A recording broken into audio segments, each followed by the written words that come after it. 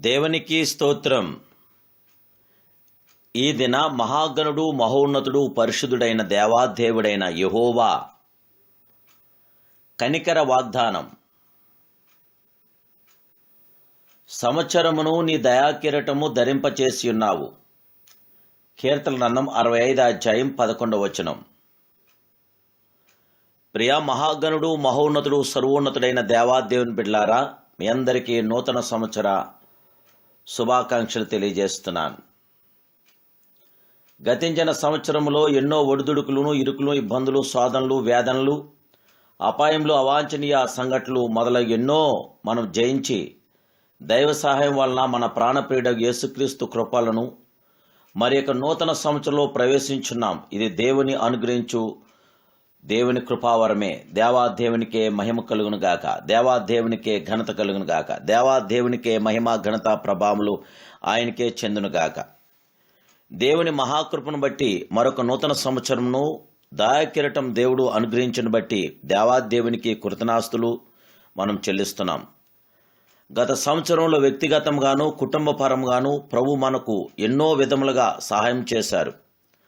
కరువుల్లో, కష్టాల్లో, వ్యాధుల్లో, ప్రయాణములలో, ఇలా అన్ని విషయాల్లో ప్రతి క్షణం మన వెంటే ఉంటూ కాపాడి నడిపించిన మహిమాస్వరూపుడైన, అలానే ఒక పక్క ఆందోళనలు, మరో పక్క దౌర్జన్యాలు, తుఫాన్లు, వరదలు, ప్రాణ నష్టము, ఆస్తి నష్టం కలిగించాయి.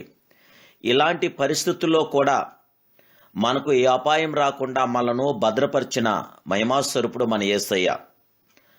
ప్రియమైన దేవాదేవుని బిళ్ళారా, మన దేవుడు మన ఏళ్ళ ఎంతో కనికరమును, కృపను చూపుచున్న గొప్ప దేవుడైన, కాలానికి పాత కొత్త ఉండదు. దేవుని బిడ్డలారా, కొత్తదనం కావలసినది మానవ జీవితానికి. ప్రతి నూతన సంవత్సరంలో మన జీవిత శైలి మార్పు చెందాలి. అప్పుడే నూతన సంవత్సరం యొక్క ఆనందము, అనుభూతి కలుగుతుంది. దేవుని బిడ్డలారా, పాత సంవత్సరము గతించిపోయినట్టే మన పాప జీవితానికి స్వస్తి చెప్పి నూతన మనసు, నూతన హృదయం కలిగి దేవునికి ఇష్టం లేని పాత అలవాట్లను, ఆలోచనలను విడిచి నవీన స్వభావమును ధరించుకొని దేవుని కృపలో ఉచితముగా పొందిన ఈ సంవత్సరమును సద్వినియోగపరుచుకునే బాధ్యత మనపై ఉందని మరొక యేసువైపే చూచు బహుమానం పొందుటకు గురియొద్దకే పరుగెద్దాం. జయముగల దేవాదేవుని బిడ్డలారా, మన దేవుడు సర్వశక్తి సంపన్నుడు, మహాగణుడు, మహోన్నతుడు, పరిశుద్ధుడు. ఆయన నామానికి మహిమార్థంగా, ఆయన యొక్క నామానికి ఘనతగా ఈ నూతన సంవత్సరంలో నూతన కార్యాలు, నూతన క్రియలు, నూతన మేలు మనం పొందటానికి పరిశుద్ధాత్మ దేవునందు విశ్వాసంతో విధేయత కలిగి మనం ఎంత ఎదిగినను ఒదిగి మన దేవుణ్ణి స్తుతించి, మహింపరిచి, ఘనపరిచి, ఆరాధించి ఆయన సన్నిధిలో మనం సాగిలపడదాం.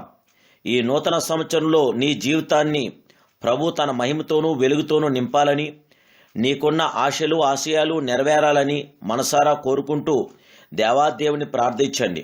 ఆ మహిమాస్వరూపుని ప్రార్థించండి. దేవుడు నీకు అనుగ్రహించే ఈ నూతన సంవత్సరం గత సంవత్సరం వంటిది కాదు. ఆశీర్వాదపు సంవత్సరముగా, మహిమ కలిగిన సంవత్సరముగా, ఘనమైన సంవత్సరంగా ప్రభువు నీకు ఇచ్చాడు. ఈ సంవత్సరంలో ప్రభుతో మీరు కొనసాగండి. పరిశుద్ధాత్మ దేవదేవుని మనసారా కొలవండి. ఆయన కృప మీతో నిత్యముండుగాక. ఆ దేవాదేవునికి శాశ్వత ప్రేమ మీతో ఉండుగాక.